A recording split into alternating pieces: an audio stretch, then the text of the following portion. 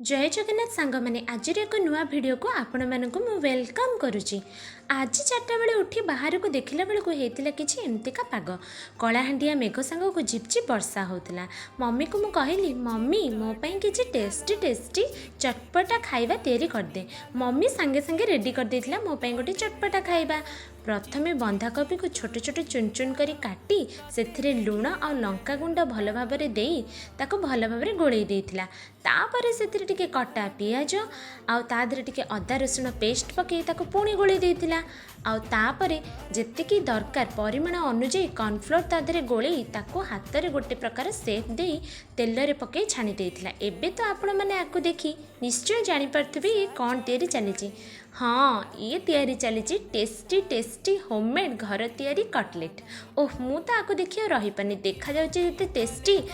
ओह तार टेस्ट भी सेते ही बढ़िया। मु सांगे सांगे कौन कली प्लेट रे टिके साइड रे टमाटो केचप आनी बसीगली खाइबा को। ओह ये जो खाइबा सांग को वर्षार पाग ये दुईटा जाकर मजा भल भाव नहीं गली। आपण के घरे एमती ट्राए करचंती कि नहीं निश्चय